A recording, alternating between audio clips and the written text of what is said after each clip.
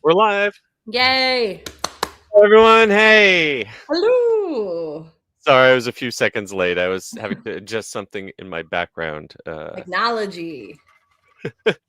I hope everyone is having a great Monday and had a wickedly wonderful weekend. Ooh. And it is so great to be back with you, Carly. Yes! It's Been so been long. way too long. I feel like it's been months since we've seen each other. Truly. I feel like I've lived a few years. So before we jump into it, because I'm sure we are going to have to talk just a little bit about your recent adventures. You've got the hat on, so you're Oh, prepared. yes. But before we do, let's see who is in the chat already, and I'll give you two guesses who the first person in. The first guess doesn't count. Ooh. It is Michael Bingham, of course. Hello, Michael. Welcome to the podcast, and happy Monday afternoon to everyone. Also, happy afternoon to Tails and Orange Blossom in Derek's corner. Michael is very happy that you are back, Yes. Carly. I'm happy to And be back. hello to John Self checking in. Thank you so much for being with us. We'll give a few people a couple more seconds to get in the chat, and then we will jump right into doing this thing. It's been a while. Will we remember how this is supposed to go? I don't know. I know I had some great episodes with our publisher Matt and Yes. Blake, but it is excellent to have the team back together again. Yes, I agree. Especially as we head into the holidays, or I guess it technically is the holidays. We've got No 9967 checking in to wish everyone a happy almost Thanksgiving. Happy almost Thanksgiving. I hope you've done all of your grocery shopping for your Thanksgiving. That we spent a lot of time and money yesterday preparing for the in-laws. Oh, Lord. I go out for Thanksgiving, and it is the greatest decision ever. That sounds like a plan. Actually, we started doing we go away by ourselves, and I feel like that is a good way to lead into the rest of the holiday season with Hanukkah and Christmas coming up a lot. So some fresh time. All right. Before we kick it off, one last person dropped in. Derek is wishing everyone a happy Thanksgiving as well. All right, let us go ahead and kick this show off in 3, 2. Please lower your head and watch your step while boarding.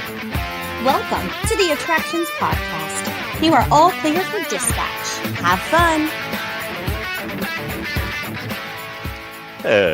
Hello, everyone, and welcome to the Attractions Podcast, sponsored by MEI and Mouse Fan Travel. I am Seth.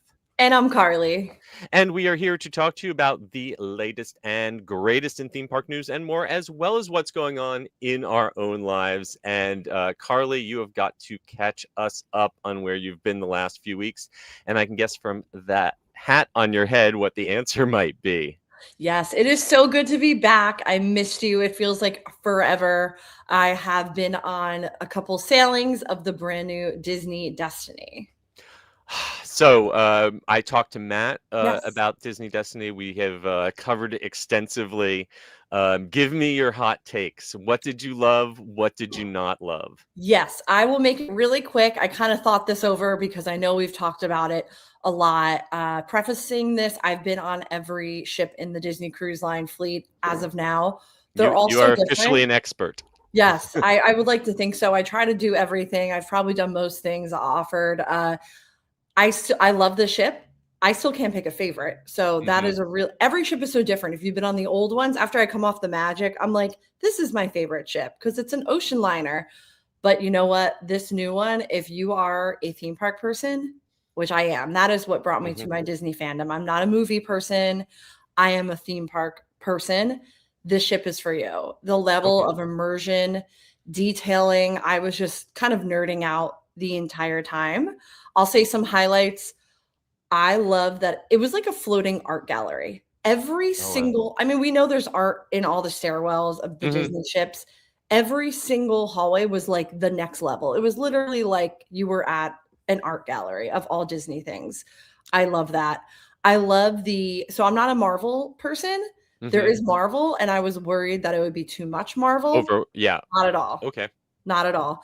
And, you could choose to do the Marvel things if you want, but there's also plenty of extra entertainment. So if you're used to DCL, you have the trivia, animation classes, classic meet and greets, and I love all those things. But on this, there's like a million new things to do in addition to all the classic staples. They have 2 original characters, which I was obsessed with. Yes, I've seen some videos.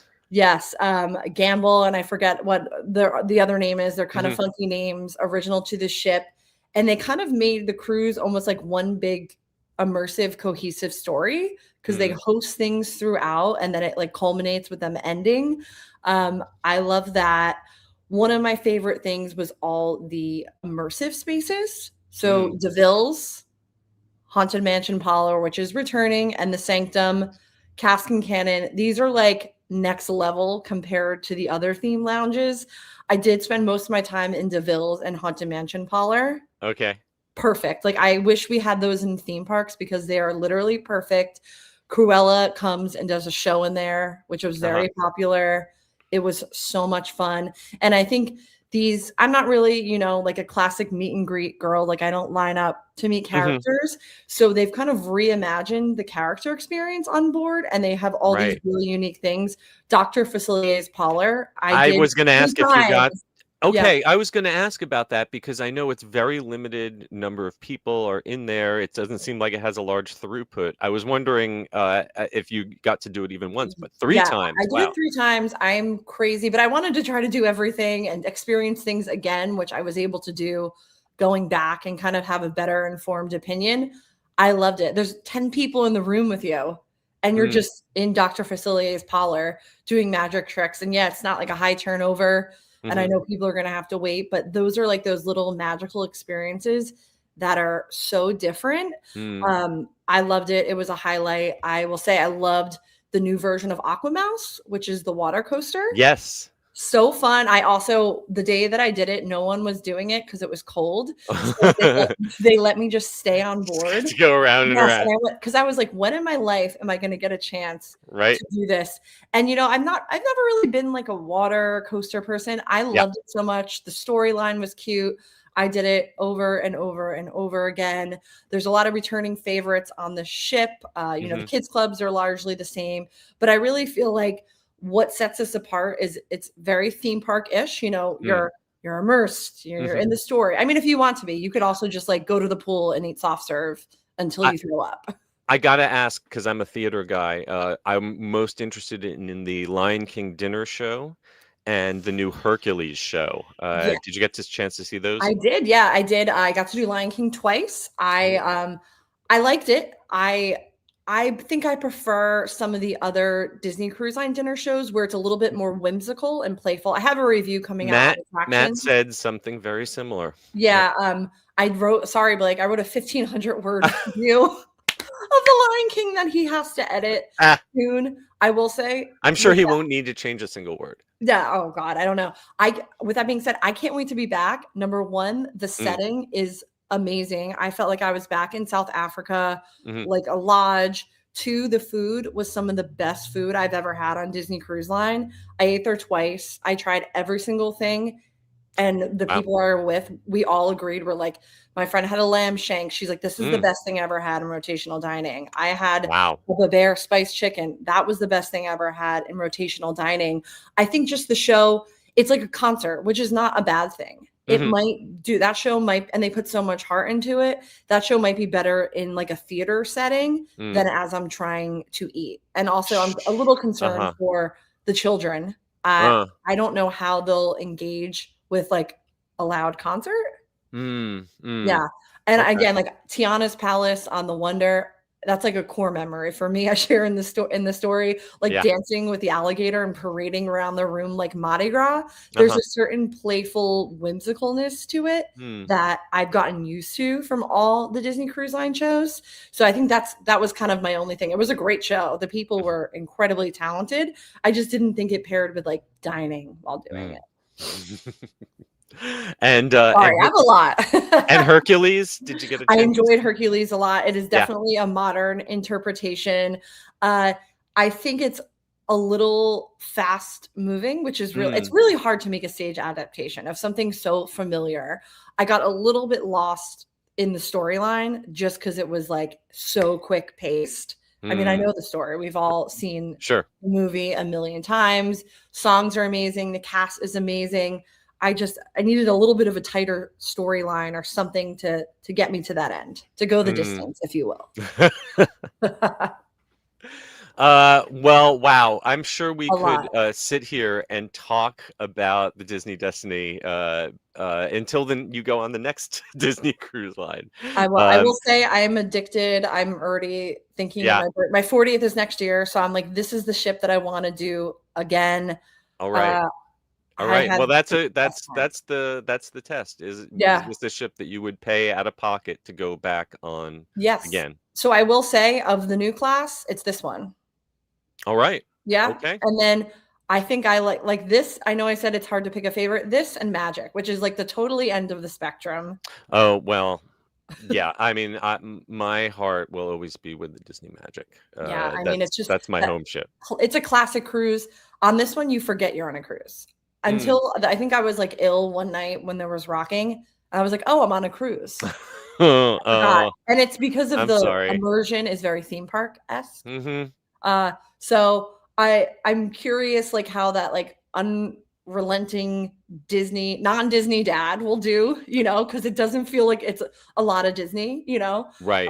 I'm curious, but I'm sure it's going to be amazing. Well, if I ever get a chance to go on it, I will be sure to let you know. Yes. But And until then, I'll just live vicariously through you. I bought everything, so including the new Haunted Mansion Parlor mug, which is amazing. Yeah. Well, I did not go on a cruise this week, but I did go recently. I did go on a cruise ship. I did do the Star Princess, which we've chatted about with Matt. But I did then do a one-day media day on the Virgin Scarlet Lady, which is my first time ever on a Virgin ship. I didn't even get to tour the whole ship. I just got to tour the theater and the backstage and also their Chinese restaurant. But what I saw, I really liked. I was very impressed with. Got to see a performance of their newest show, which is called Booked. And it was very entertaining. I got to say, it was like a huge budget Fringe Festival show. Wow. It was definitely way edgier than anything you're going to see on Disney or even Carnival. There was one dirty show on the Disney Destiny. Oh yes, you got to see the PG-13 Marvel show. Yeah, it was quite sexual, I guess I will say. The clips I saw seemed more NC-17 than PG-13. I agree. Know. Yeah. It was spicy. Yeah. Well, yeah, Virgin is definitely known for adults only cruises and adults only entertainment. A lot of really talented people, great facility, and I look forward to someday actually sailing on one of them. It definitely seems like the anti-Disney in a lot of ways. Yeah. There's no main dining, no rotational dining. There's only specialty restaurants, which are all included, it's a very different model. So I'd like to check it out. I just wish they weren't out of the port of Miami, because that last mile driving to the port in Miami is is just awful. I'd much rather go to Fort Lauderdale or Canaveral. So I will say, on the second time I boarded the Destiny, which is Port Everglades, Fort Lauderdale, I saw out of there a bunch. Yeah. It was a Sunday. There were 8 ships in port. Ooh, I was staying at a hotel. That's busy. 1 mile away. 1 mile away. And how long did it take you? Guess. 2 hours. 2.5 hours. Yeah. So if you are going out of any port, check. You can find online to see how many ships are docked at your port. Please check before, because I miss, I could have been on the ship already, I was 3 hours of lunch and food. So just make sure you check, because if you want to jump out of your Lyft or Uber, that's like a $500 fine. I've tried it before. Really? And the driver will be fined. So Wow. don't do that. Just make sure you leave really, really early. Yeah. I'd say if it's a mile, I would say walk, but I don't know if it's safe to walk with the traffic. That's the Right. thing. You can at Port Everglades, like it's pretty sidewalk friendly, Yeah. but I had already committed to being in a car, and so I Right. couldn't jump out. But yes, make sure Ugh, you plan. But that's rough. I'm excited that you got to see that. It's Yep. a lot of Disney adults that love Disney cruising also love Virgin, which is crazy to think. Because But they're kind of the opposite in yeah, but also attitude, Virgin but seems really well themed, Yeah. so I think we just crave that. it was a really pretty ship, but not like trying to overwhelm you with being glitzy or epic. It was cozy, Yeah. but nice. What I thought was interesting is they made an announcement that they have formed a new production company called Screw It, Just Do It Productions, and they are taking shows that were created for their ships and expanding them and touring them on land. They've got one show called Dual Reality, which is an acrobatic interpretation of Romeo and Juliet. Oh It's yeah. already been performing, and I guess they're like turning that into a business. So that's really interesting. We hear all the time about shows like Back to the Future going from land to a ship. They're trying to do the opposite. So No, I love it. Yep. That's like the one cruise line I really want to do next. It looks so fun. all right, well, we'll need to get them to give an invite so the both of us can go on a Yes. Virgin cruise together. I would love that. Hope someone's listening. All right, and the rest of my week was spent at what we are going to be talking about for Yes. pretty much the rest of the show here. So without any further ado, why don't we go right ahead and jump into the news in the queue.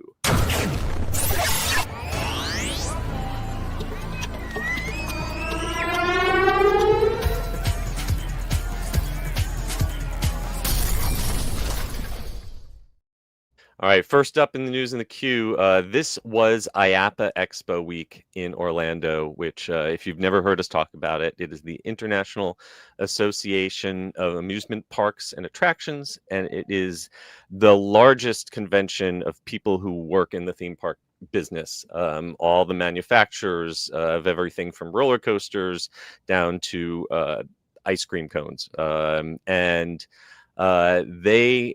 as part of the convention, they threw a big party to celebrate the Thea Awards inside Epic Universe. I got to attend it, so did Matt and Blake. Oh.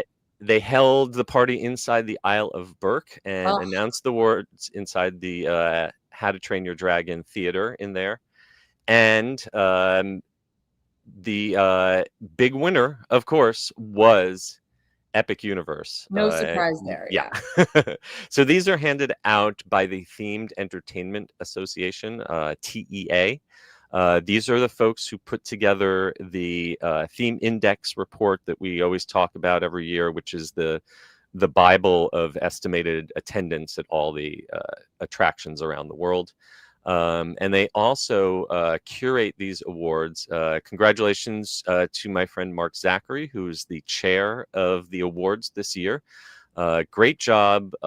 These are peer voted on awards. They're not the fan awards. These are people who are members of the association, work in the industry. And so it's, I guess kind of similar to the Oscars of theme parks. So it's a very prestigious award. And Epic Universe came away with 4 of them. The How to Train Your Dragon Isle of Berk land got Outstanding Theme Park Land. Monsters Unchained Frankenstein Experiment won Outstanding Attraction. Harry Potter and the Battle of the Ministry won for Ride Experience, and the park overall won the Theme Park Award. And I was especially happy to see that retired art director Dale Mason won the Buzz Price Lifetime Achievement Award. He was there back when I was there. Been around a long time. Amazing. Yeah, no surprise. I watched the Peacock doc this weekend finally on Universal. And it was so cool to see the behind the scenes of those attractions that won. And I mean, it's amazing. Other awards went to the John Wick experience in Las Vegas, which some magician friends of ours in Las Vegas, I think, helped a little with that. Amazing. And also in Las Vegas, the Bob Marley Hope Road show. In Los Angeles, Cosm, which is like a baby version of the Sphere. They've been playing The Matrix and Willy Wonka and the Chocolate Factory there. That won an award for an immersive venue. But your favorite, the Haunted Mansion Parlor on the Disney Treasure, was the only Disney award. And I mean, for years, Disney would dominate these awards. So their only award this year was for that Haunted Mansion Parlor. The best bar ever. Yeah. A few other ones internationally that I need to make a trip to visit include Danse Macabre, the new indoor flat ride at Efteling, Bagshot Row at Hobbiton movie tour sets, where they shot Lord of the Rings in New Zealand, Secret Laboratory in Germany, and Lego Shanghai theme park. So got an article detailing all of the winners. There's going to be a gala awards next year here in Orlando. Usually it is held out in California, but for the first time, they're going to be doing it at the Thea Inspire Awards at the JW Marriott coming up in the end of April. Nice. Congrats to all the winners. Yes, mazel tov to everyone. Well deserved. Also coming out of IAAPA, this was a very early morning presentation that I did not attend because I was in a line of traffic waiting to pay for parking. Shocker. Oh my gosh, the parking this year at IAAPA, I won't even. But the word is that I don't know how he pronounces his name. I think it's Nate Bargatze or Bargatze. The good news is we don't have to know how to say it. We don't know. Yeah. Nateland. So Nateland, if you are a fan of the very popular stand-up comedian, a theme park with his name on it is in the early stages of development for Nashville, Tennessee. And his company is partnering with Storyland Studios, which is a totally legit company that has done lots of good concept and design work for parks around the world. So they kind of teased this earlier. We talked about it previously on the show. And they had the big reveal on November 8th at IAAPA. But the big reveal didn't really have any more details. They say it's going to be 100+ acres. They're still working on concept and feasibility. So they've talked about the old Opryland. But I don't know that means that's the exact location where it's going to go. I mean, 100 acres is quite small if you put it into context. Disneyland Resort is about 500. So I guess 100 would be like half of DCA. For a modern theme park, 100 is pretty tight. Usually you're looking at more like 150, 125 at least. But hopefully they won't have to include parking in that 100 acres. Oh boy, if the entire site is 100 acres, that's pretty tight.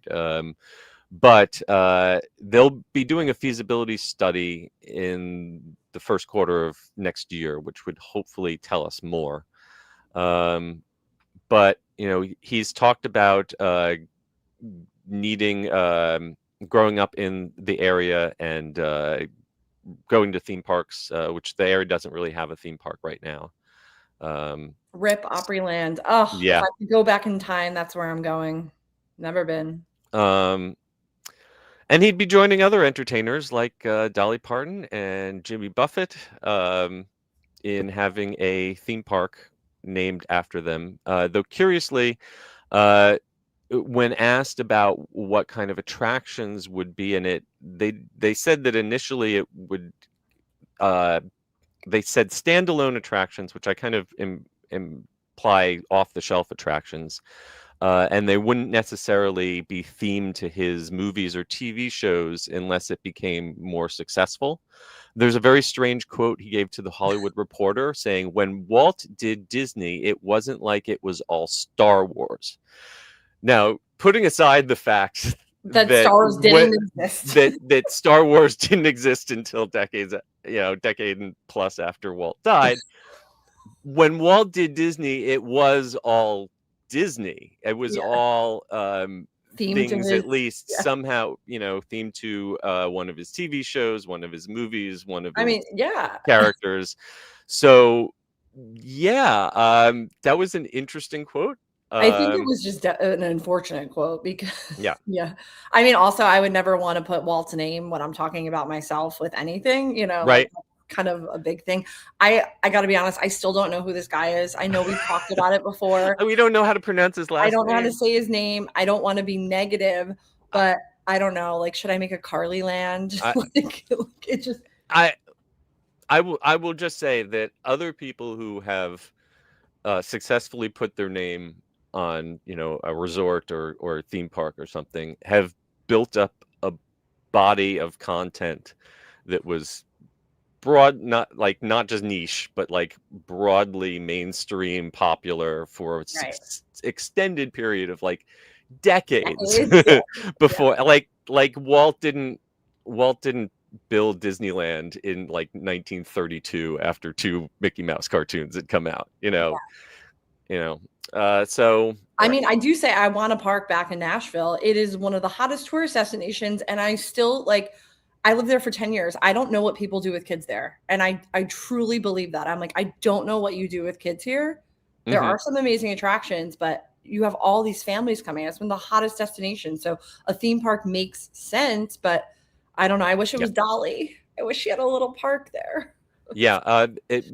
Something that was interesting was that the announcement that was at IAAPA was hyped up and then very vague and brief on details.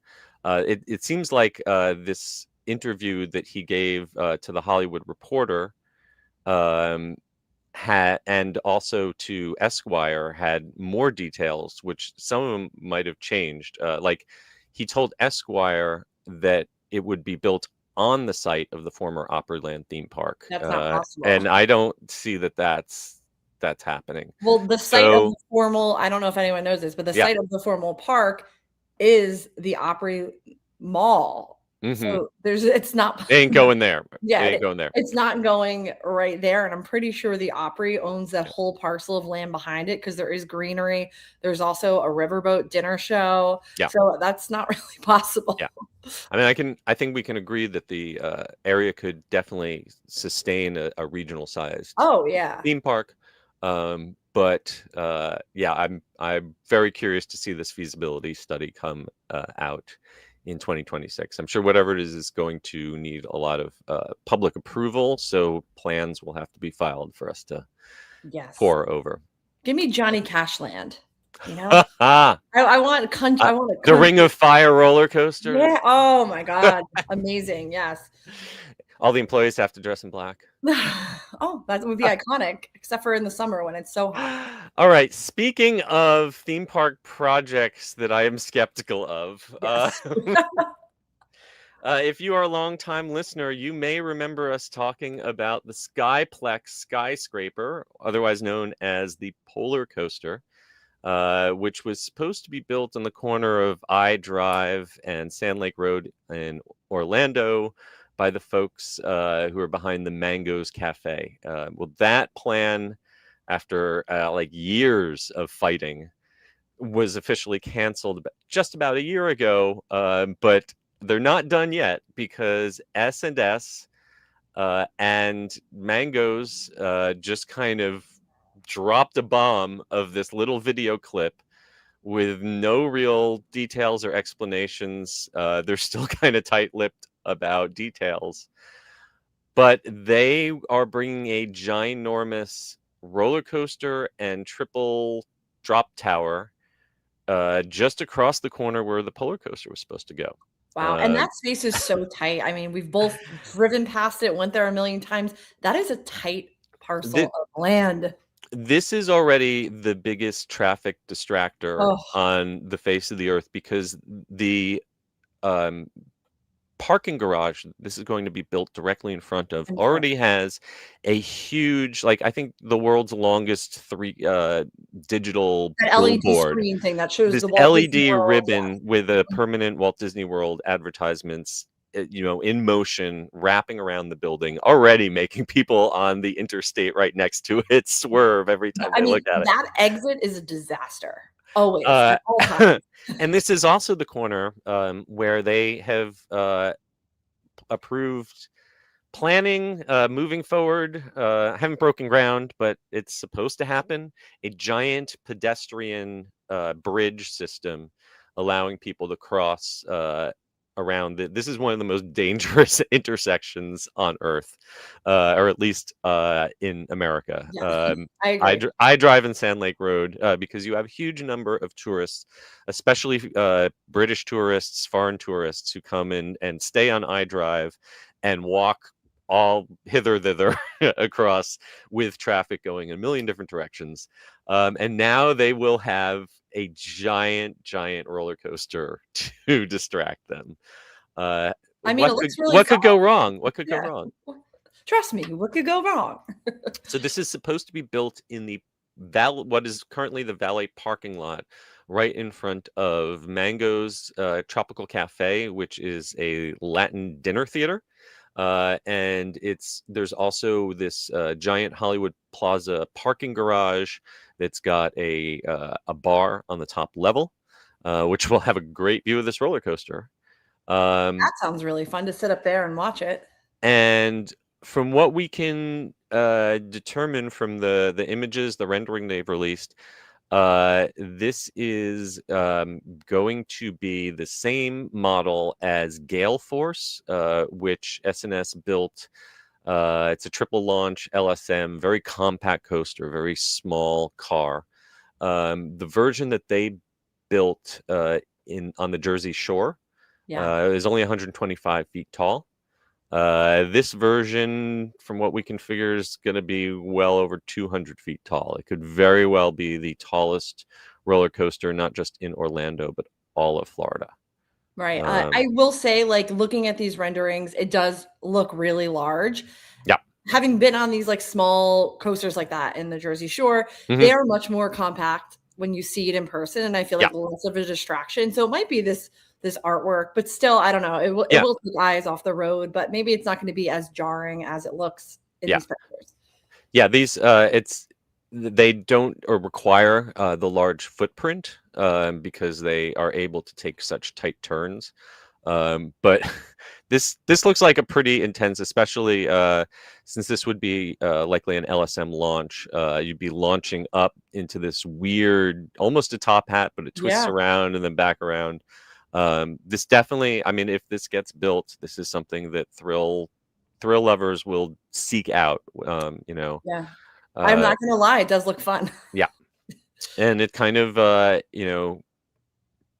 we've never had a Six Flags style park in Orlando, but if you piece together Fun Spot and the rides you've got at Icon Park and this, we've kind of almost got would have a Six Flags spread out along a couple miles on iDrive. You could do a little coaster crawl. Yep. Absolutely. So the one thing to be cautious of is like we've mentioned, the Polercoaster, they spent years working on that and that got canceled. So it remains to be seen if this one will be more successful. Time will tell. I remember they took me up on a helicopter the day they announced the Polercoaster and hovered me at the height that the Polercoaster was supposed to be. And I just remember white knuckling that and being like, I don't think this is going to happen. And I mean, I don't know if people will allow it to happen, know. Fool me once. Anyway. And there's been so many canceled Orlando things like Area 15 and whatnot. So yes. yeah. Well, Speaking of projects in Orlando that we hope also don't get canceled, another announcement at IAAPA is a Top Gun attraction and sing-along bar that's coming to Las Vegas in 2028 and might possibly build a flagship location in Orlando in the future. Yes, I am not a Top Gun fan, but when we first announced this, I guess months ago, could have been longer than that. Mhm. I was really excited because it sounds fun. It sounds doable, realistic. It's a beloved franchise. I love a sing-along bar, you know that. So Yeah. Top Gun definitely has cross-generational appeal because folks my age remember the original film from the 80s, and then Yep. the legacy sequel, is that what we call it? Top Yep. Gun Maverick was a huge hit just a few years ago. In the summer of 2028, in partnership between Paramount Global and Advent Allen Entertainment, is going to bring the Top Gun movies to life and an immersive experience at the Strat. I gotta say, the Strat could probably use it. Yes. It's in this weird no man's zone on the Strip Oh, that, I know, and I still call it the Stratosphere. I'm yeah, sorry. and It's the iconic. people know it as the giant tower that's kind of like the Space Needle, and it's the attractions at the top of it aren't really much of a draw anymore, I don't think.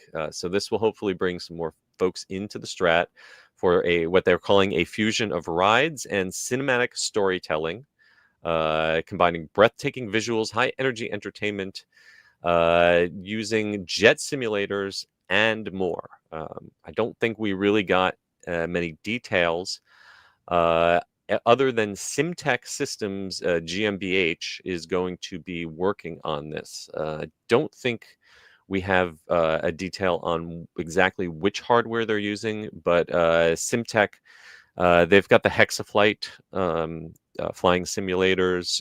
They're the folks who built the Hexapod, which is Yeah. the basis of the Battle of the Ministry elevators. So they definitely know what they're doing when it comes to simulator hardware. No, yeah. I mean, I feel like this sounds doable, Yep. and definitely Vegas. It sounds family friendly. I don't know if they use that terminology in any of the things, but it does sound Uh-huh. like there can be experiences enjoyed by the whole family, Yeah. which I think is good. Yep.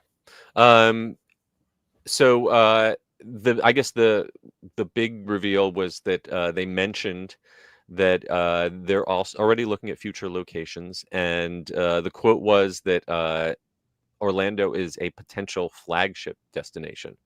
So that would imply that they would go even bigger than whatever we're going to see opening up in 2028 in Las Vegas. Yeah. I mean, Orlando would be perfect. I kind of imagine it as the size of like the Andretti experience, which is Mhm. also very family friendly with a Yep. lot of stuff to do, eat, drink, play. So this is on my radar for sure. Yep. We'll keep an eye on this and let you know when we know more. And finally, a last announcement. We've talked forever about the Mattel theme parks, which have not yet opened. But in the meantime, Mattel has announced Wonder Indoor Water Parks coming to multiple locations across the United States, including Orlando. And you'll be able to ride water slides and other attractions inspired by Barbie, Hot Wheels, and other Mattel toy brands. Yeah, I was definitely this was not on my bingo cards Yeah. only because we've been waiting so long on the Mattel theme park. There was a lot of buzz, and then we know it's being built because we see pictures of it, and then we're still waiting. Yeah. So I was just shocked. Yeah. You'd figure they'd get their in progress parks done first, but no, they are charging ahead. They even at IAAPA had a whole escalator decorated out with inner tubes and Uno life rafts and other imagery themed to this upcoming project. The only city that they actually announced officially was Orlando, but they still did say there'll be a total of 5. So 4 other cities still to be announced.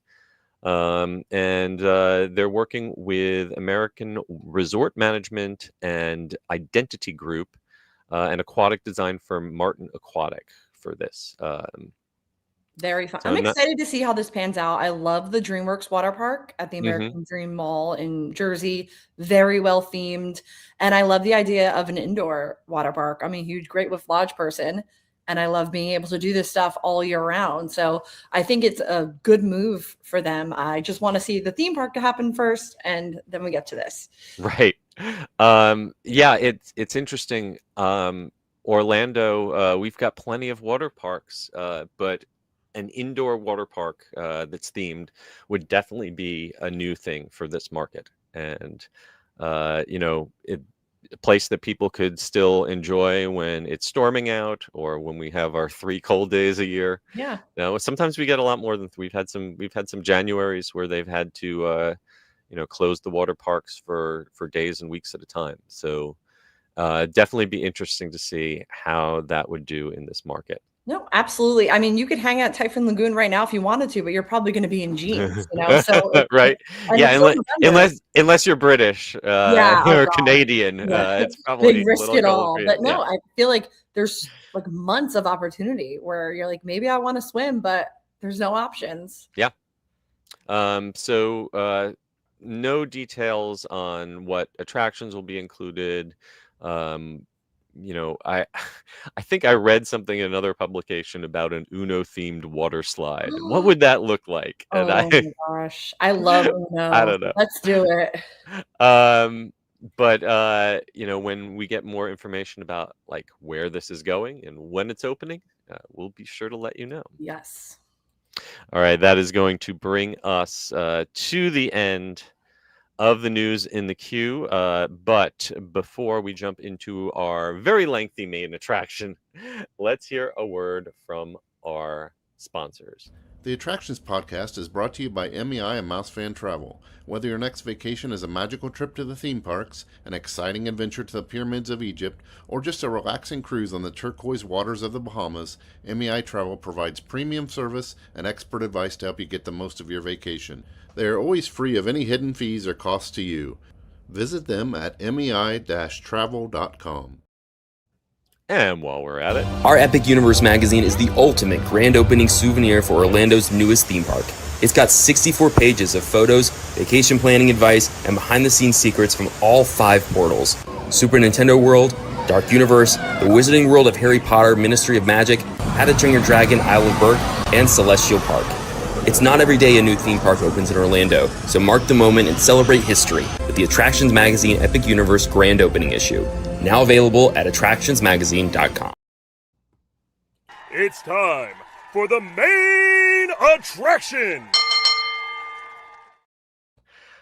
Before we jump to our main attraction, shout out to our main attraction announcer. He and Shocker and Bizarro were just on Fool Us, Penn and Teller's show and did a great job. Check that out. They were on this past week. Amazing.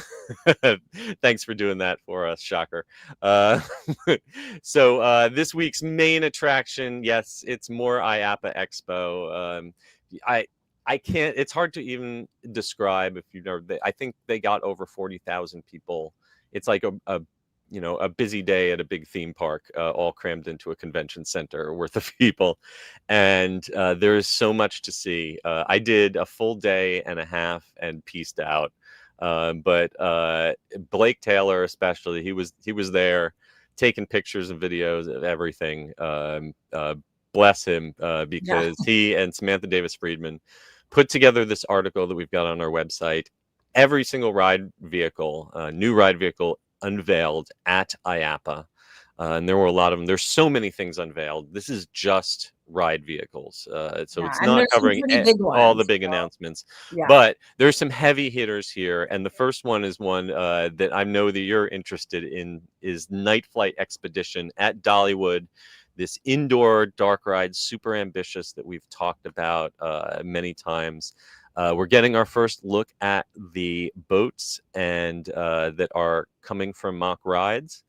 And they're gorgeous. Yeah, it's beautiful, very like steampunky. I don't know how to describe it. I am so excited, and it's crazy. I mean, I think annual pass holder previews are in March. So this is going to be soon that we're going to actually just a few months until you'll be able to climb aboard. It's so it's a 10-passenger boat. It's got 5 rows. Each row has 2 seats, lap restraints, and what looks like a speaker in the middle in between each pair of seats. It is a very kind of soft steampunk, Yeah. you know, and they mentioned that during this 5.5-minute ride, it's kind of like 4 rides in one. Mhm. You've got soaring, so there's going to be some sort of maybe flying simulator section, whitewater rapids, climbing, roller coaster style movement, and also like a peaceful kind of Navi River kind of section. Yeah, I Um, cannot wait to see how this yeah. comes out. The seeing it in person, it's a really beautiful boat. But I'm kind of glad this is going to a regional park like Dollywood and not going straight to Epic Universe as the Creature of the Black Lagoon ride, which we kind of speculated about. Because I think these 10-passenger boats in a big Orlando park just would not have the capacity. They mentioned that the theoretical capacity is going to be about 1,200 riders per hour, Mhm. and realistically, it'll probably end up being closer to 1,000 people an hour. I think that if this is going to come as an e-ticket to Orlando, they're going to have to double that. Yeah, So I agree with you. My concern is Dollywood, specifically the last 5 years, has grown Mhm. from a regional park to kind of a global destination. It is packed all the time. Yeah. And like any place, they're having growing pains with, ops and whatnot, which is natural in this Mhm. crazy phase. So this is going to be, on a busy day at Dollywood, which is a lot of days, you're waiting. So Yeah. this is going to be a wait. If you're going opening season, you're going to want to rope drop this one for sure, or yeah. buy whatever their equivalent of fast passes. Time saver. Yeah. Yeah. Stay in the hotels where you get it for free. And it might not be included at first, which I think Big Bear at the beginning didn't Mhm. include it at first because this was going to be really popular. But with that being said, I cannot wait for it. Next up is Six Flags Over Texas, which debuted the ride vehicles for Tormenta Rampaging Run. These are from B&M. It's a dive coaster. If you've never seen one of these up close, they're just huge because they're like 10 people across. They're Yeah. just 1, 2, 3, 4, 5, 6, 7. Sorry, 8 people across. They're huge cars. And they've got a restraint system that is similar. It's a B&M, but it's similar to the ones Intamin uses, that goes up over but doesn't touch your shoulders and just comes down on your waist and your lap. But it's got the additional vest restraints, the rubberized vest that also comes over your chest and keeps you in. Which I will say, I like those when I'm on a dive coaster because the sensation is quite trippy. Yeah, for a dive coaster, I can see it because you've got sustained negative Gs. You're just kind of hanging there, and only having the restraint on your thighs can become uncomfortable. But in general, I'm not a huge fan of older over-the-shoulder or chest restraints, but that's just me. Yeah. They actually showed this off at the park just before they showed it off on the IAAPA floor. This is a roller coaster themed to the Spanish tradition of the running of the bulls, which I guess is kind of questionable right there, but okay. And we've had other articles and videos about that. It's a record-breaking coaster. It can be 309 feet tall. Yeah, I mean, it's breaking like 1 million records. I'm actually really excited about this, and I really can't wait to finally get there. That's the original Six Flags history. I don't know if I'm going to get out to Six Flags, though, in Texas, though I do have the annual pass for it right now. But I'm pretty sure I will make it to SeaWorld Orlando when they open SeaQuest Legends of the Deep in 2026. I actually went to their Christmas media event where Santa Claus gave a little tease, showed off the logo for this, and then they just after that at IAAPA debuted the ride vehicle, and this is like we expected. This is using Vecoma's new suspended dark ride system. It hangs from above in a cabin, kind of like Peter Pan's flight, maybe. Mhm. A little, I'd say you can comfortably fit 3 people in there. 2 large people and a small person, maybe. Sort of like the Doom buggies. Yeah. And it can rotate 360 like a Doom buggy does, but it's also got actuators that let it kind of tilt and sway a little, so it can have simulator motion as well. And I like it is styled. It's got this orange kind of retro future, almost a little 80s to me. Yes. But I had to giggle when I saw this. One, I'm really excited for this ride because I would love a dark ride at SeaWorld Orlando. But I was getting flashbacks to, do you remember the submarine ride at SeaWorld San Diego? The short-lived one? Oh, the very short-lived submarine ride that wasn't a submarine ride. Yes, because it was a similar color, a little bit obviously different ride system. But yeah, that made me giggle because the exterior color looks like it.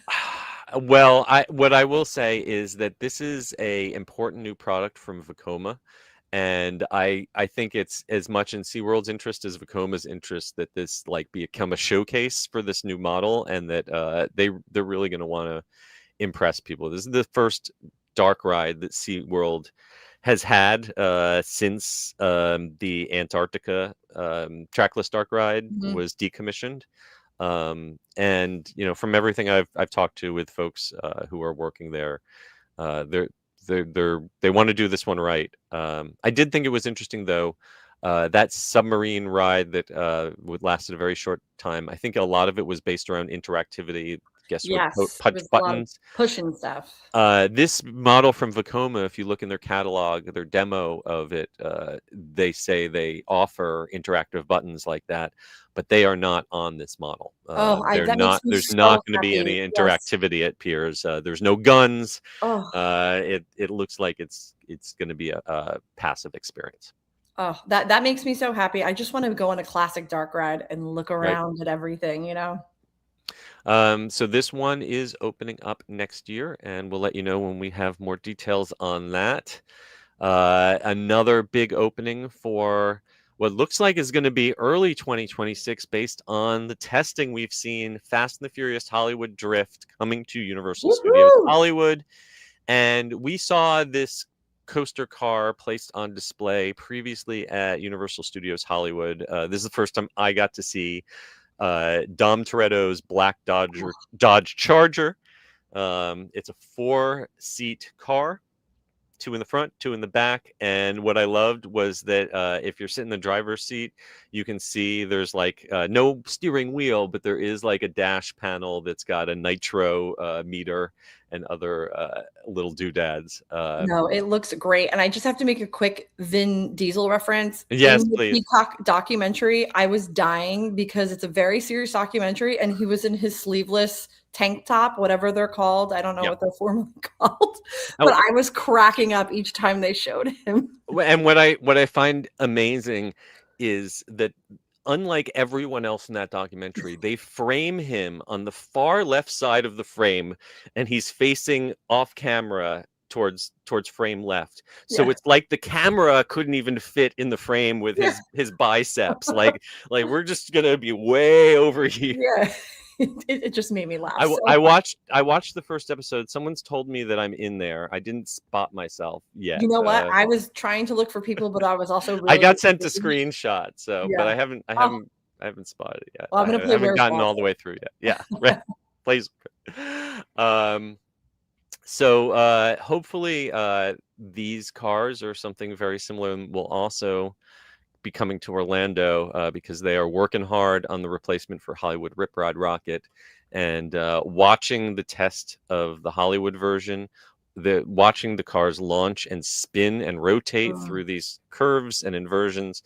I want a version of that in Orlando, please. Oh my gosh. Please. I'm not a Fast and Furious person. I cannot wait for this ride, what it means to Universal Studios Hollywood. I am just so excited, and I feel like it's going to be so trippy going up and down the hills of Hollywood. Yes. This is just it's crazy that they are even able to do this, like just logistically wise. And now when we see these ride vehicles, which they've had hidden, they were it's all very secretive. It makes me even more excited. Yeah, very exciting. Next up, both Florida and California are getting the new Galacticoaster at their respective Legolands. Oh, yes. And they did a very interesting reveal of their ride vehicle. Everyone else has their full-sized ride vehicle on display. They literally showed off a Lego model of what the ride vehicle. I mean, you got to set yourself apart at this convention, So yeah, I can't give you many technical details on the ride vehicle, but what I can tell you is that there will be a pre-show queue line experience that if you miss Test Track 2.0, you're going to love this because you're going to use an RFID wristband and interactive devices to design your own rocket ship, your own space vehicle. I don't know exactly how that will impact the ride itself, but we know the ride will have special effects, characters.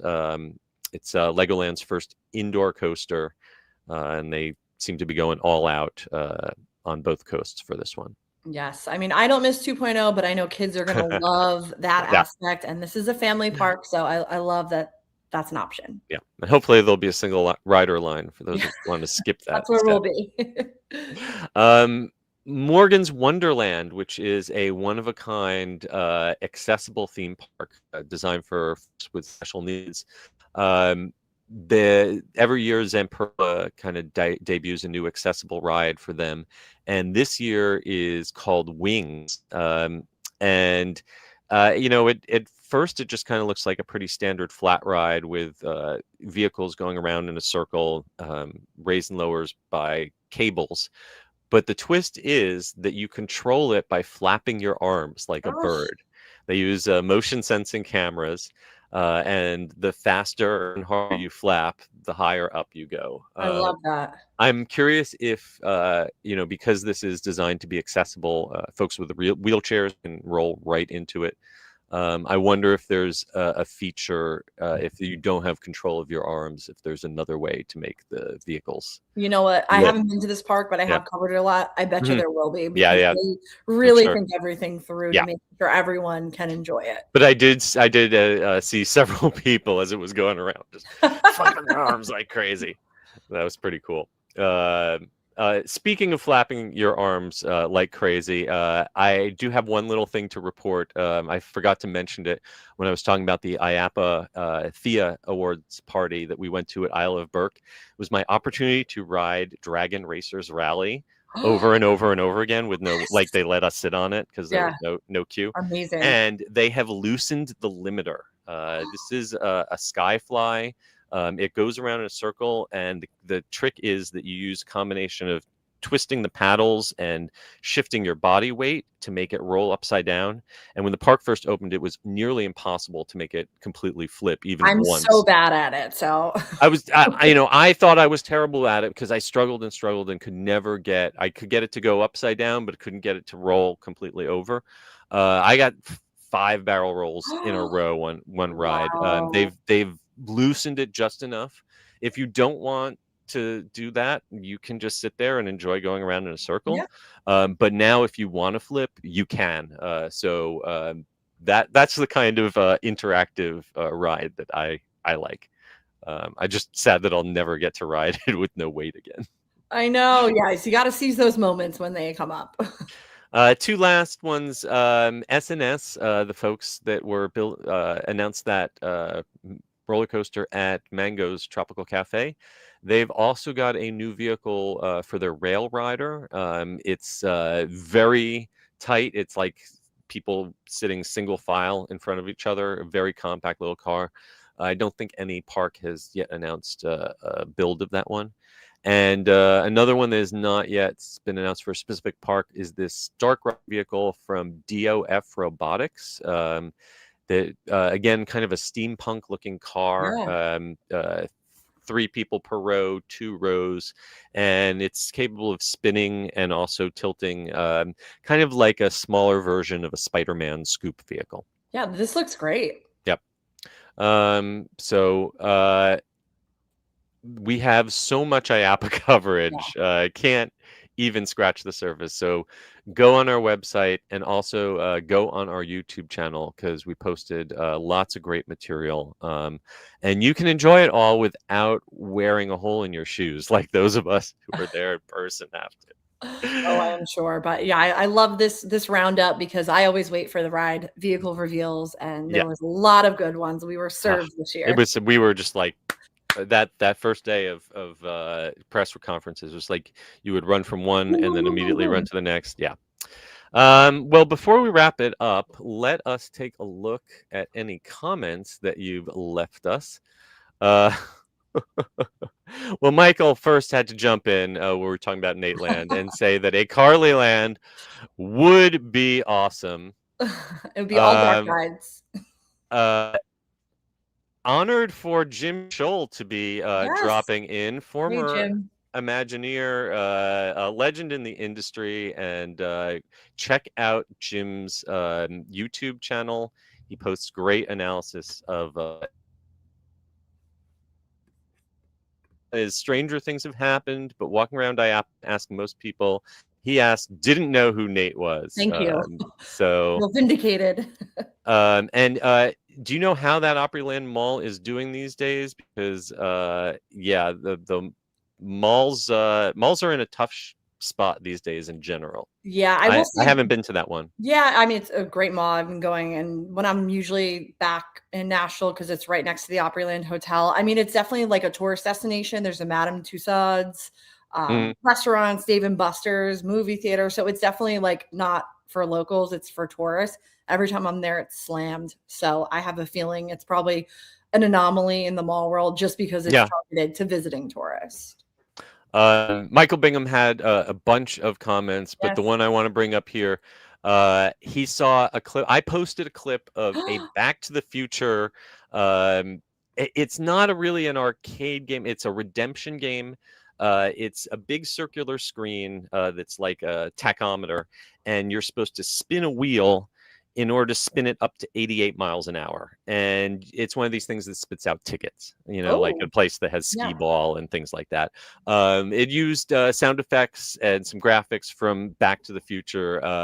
If you're waiting for a Back to the Future theme park or, arcade attraction like the Star Wars Battle Pods or the big one is the Godzilla Kaiju Wars with the VR helmet and everything, that would be perfect for Back to the Future. That unfortunately we haven't seen that yet. Sorry. But before we go, I want to thank our sponsor, MEI Mouse Fan Travel, once again, and urge you to please purchase a copy of our Epic Universe magazine at our website. Also, please give us a rating or review at Apple Podcasts, Spotify, or wherever you happen to listen to us, and give us a like and subscribe on YouTube. And be sure to follow us at attractionsmagazine.com and search Attractions Magazine on your favorite social media platforms. Carly, where can folks find you on the interwebs? You could find me at Adventures by Carly. And you can find me at S. Kuberski and at The Unofficial Guides. And you can buy copies of my new 2026 guidebooks right now at theunofficialguides.com. And until next week, we hope you folks stay safe, try something new, but most importantly, have fun. Yay. And we will see you again next time. Bye.